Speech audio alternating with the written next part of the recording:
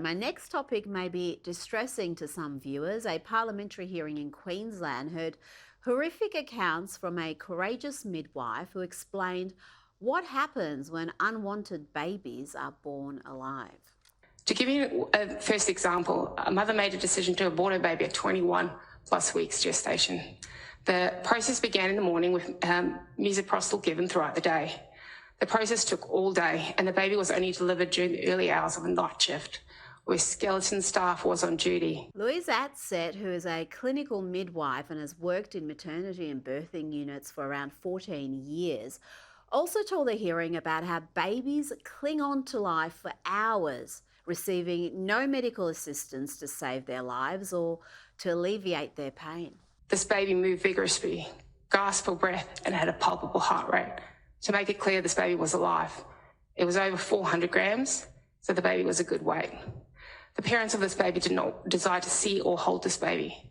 Midwives and doctors were left holding this little life while they continued to provide cares for other women who were birthing and welcoming their babies into the world. This baby boy fought for his life for 5 hours before taking his final breath. This is not an uncommon occurrence. 5 hours. The inquiry into babies born alive was looking into enshrining legislative protection for babies who survive abortion, either in the form of palliative care for those who will not live long or medical care for those who will. Joining me now is Professor of Law at the University of Adelaide, Dr. Joanna Howe. Dr. Howe, that testimony is harrowing. It certainly moved United Australia Senator Ralph Babet to introduce an urgency motion asking senators to vote on the importance of medical care for babies who survive abortion, but it was defeated.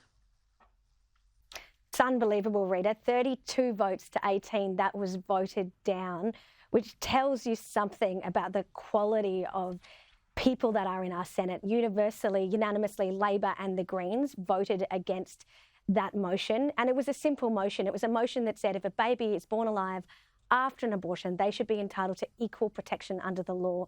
So it is absolutely, it's just disturbing. Like I actually can't understand how anybody, any Australian, could vote against a motion calling for equal treatment for those children, especially after the harrowing, groundbreaking, courageous testimony of Louise Adsett the day before, who blew the lid on this whole thing.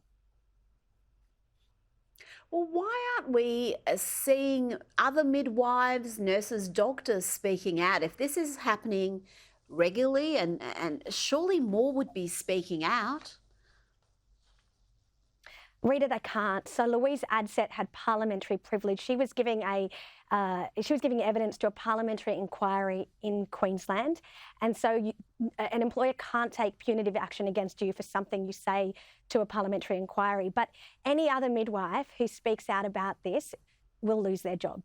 That is just the reality of this. Immediately after Louise gave that extraordinarily brave testimony, Dr. Alicia Broom from the same hospital, who's an obstetrician, gave evidence to the inquiry saying babies are not born alive and left to die. So essentially disputing the very credibility of this incredibly brave midwife who came forward to say this. The reality is the peak bodies, RANSCOG, AMA, they're all lined up, and any midwife or nurse who's on the ground dealing with these babies who are gasping for air, who are struggling to breathe, who are left on metal plates for up to hours, these midwives and nurses are not protected. But I have now, since Louise gave that testimony, I've actually had 5 more midwives come to me and to speak to me about this. So I'm going to be airing these on my YouTube, but I'm going to have to disguise their voice and their face, because otherwise who knows what will happen to them. So, this is a tragedy occurring under our very noses in our hospitals every single week in this country. It has to be fixed. We do need more people to come forward.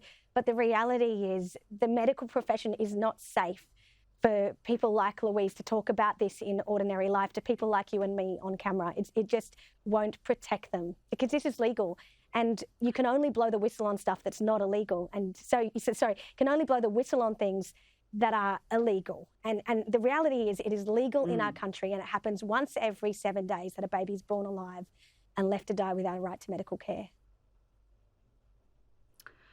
The nurses you've spoken to, the midwives that have come forward since Louise's testimony, are they also in Queensland? What have they told you?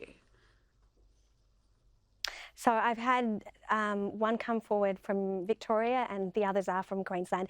And they have told me about these little babies who are born. And one of them actually offered to adopt the baby, and she fought with the people above her to say, look, I want to take care of this baby can live.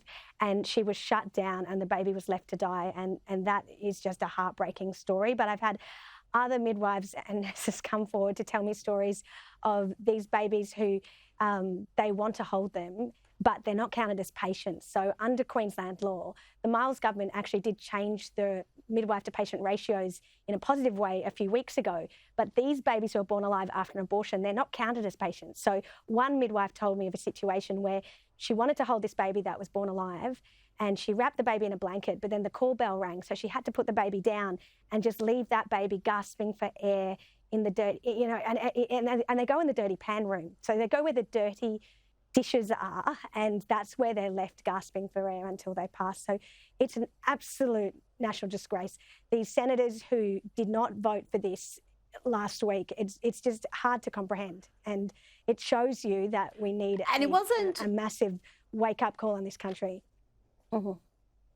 And it wasn't just the Greens and Labor. We had Liberal senators. And what is the concern from these people? I mean, it seems to me insane not to be giving assistance to a baby that is gasping for breath, that somehow holds on to life for 5 hours despite not getting any medical assistance.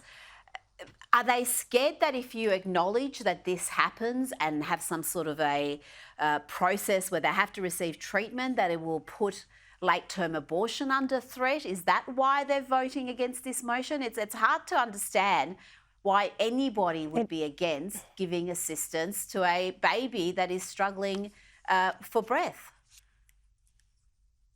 There were 4 Liberals, Senator Hume, Senator Birmingham, Senator Bragg and Senator Maria Kovacic, who voted against giving equal treatment to children born alive. Senator Maria Kovacic stood up in the parliament and gave 4 reasons as to why she was voting against equal treatment for these babies.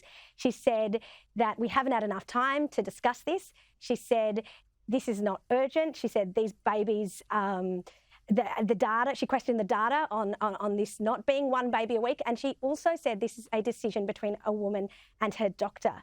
Now, the reality is the Senate has had a born alive protection bill for 18 months on the books. So Kovacic needs to do a job and get up to speed. The data is very clear. It's 1 baby a week, and that's just in Queensland and Victoria. 1 baby a week who is born alive without a legal right to care.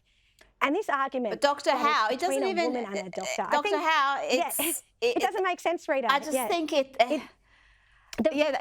you think the data is wrong, if you think it's been overstated, fine. You can still pass the legislation. The legislation isn't related to data. It's related to making sure a baby that's born alive after a failed abortion gets some medical care. So whether it's 1 a week, 1 a year, why would that prevent you from passing the legislation? I think we need far more scrutiny, particularly from those Liberal senators you mentioned. Dr. Joanna Howe, thank you for your time this evening.